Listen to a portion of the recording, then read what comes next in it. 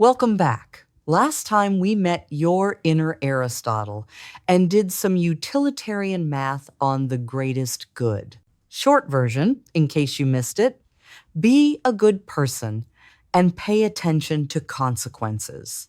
Today, we're adding 6 more tools to the kit, and at least one of them is going to make you argue with me. Let's go. Think of Kant's ethics like the ultimate if your friend jumped off a bridge argument, but for grown-ups. His first big idea? Every thinking person deserves dignity and respect. No exceptions, no VIP list. We're all equal and deserve the same rights. Whether you're a philosophy professor or someone who puts pineapple on pizza. Then comes his second greatest hit, the universal law. Basically, before you do anything, ask yourself, what if everyone did this? If you wouldn't want to live in a world where everyone acts that way, don't do it yourself. No lying, no cheating, no cutting the coffee line, period. Simple enough, right? Well, until your friend excitedly shows up in their new polka dot jumpsuit, beaming like a proud Pikachu, asking, "How do I look?" Suddenly, Kant's absolute moral rules start feeling about as comfortable as that jumpsuit probably is. This is what philosophers call the universal law. Now, it sounds like the golden rule, treat others how you'd want to be treated, but Kant would want me to tell you his version is stricter. The golden rule is about what you would want. The universal law is about what everyone could do. In Kant's world, there's no wiggle room, no it depends, no but. This time, it's different. You do the right thing because it's your duty, even if that means telling your friend they look like they raided a Pokemon character's closet. Maybe that's why Kant wasn't known for his thriving social life.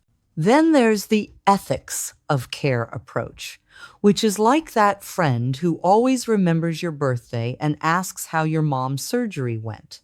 It's all about relationships, emotions, and context. Instead of following rigid rules, care ethics says we should focus on maintaining connections and responding to others' needs. This approach recognizes the interconnectedness of all of us. Think less universal moral law and more what would Leslie Knope of Parks and Recreation do? Ever feel like life is a giant, confusing plate of spaghetti with no clear instructions on how to eat it? Feeling overwhelmed by the weight of the world? Welcome to existentialism, where you get to figure out your own meaning in life. Yep, it's all on you. You have the freedom to make choices, and with that comes responsibility. Jean-Paul Sartre would tell you, embrace it. Just maybe don't think about it too hard at 3 a.m. But here's the fun part. Existentialists are all about personal responsibility. You get to decide the meaning of your life. You want to be a dog-walking poet who solves mysteries on the side? Existentialism says, go for it. Here's the oldest trick in the fairness playbook. You cut, I choose. Suddenly, that knife gets very precise, doesn't it? That's justice in a nutshell, giving people what they're due and setting things up so nobody can rig the outcome.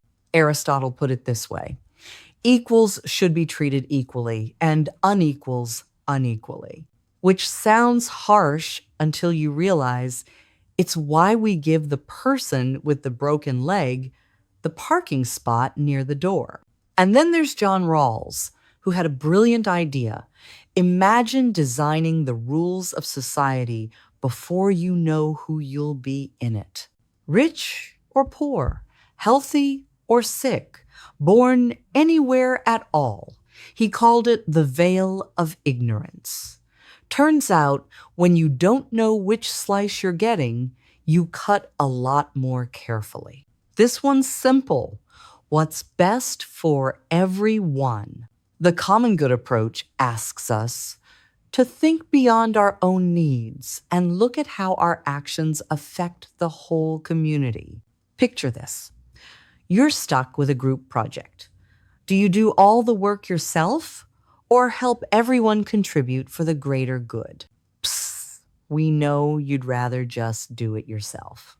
In a world of individualism, the common good approach reminds us that sometimes it's about being a good teammate.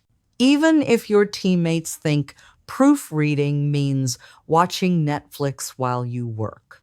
Ever feel like just looking out for yourself? That's where the egoism approach comes in.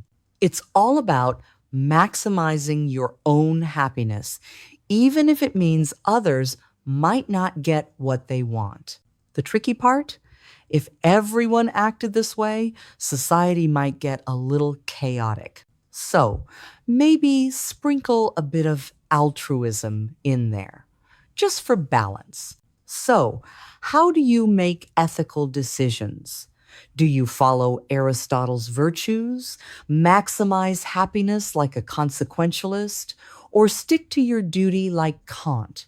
Maybe you lead with care and tend the relationships right in front of you. Maybe you ask what's fair or what serves the common good. Maybe you dive into existentialism and choose your own meaning. Or perhaps you sprinkle in a bit of egoism because, let's be honest, you've got to put on your own oxygen mask before you can help anyone else. Whatever approach you take, just remember, ethics is all about making thoughtful choices. And please, for everyone's sake, don't overthink the pineapple pizza debate.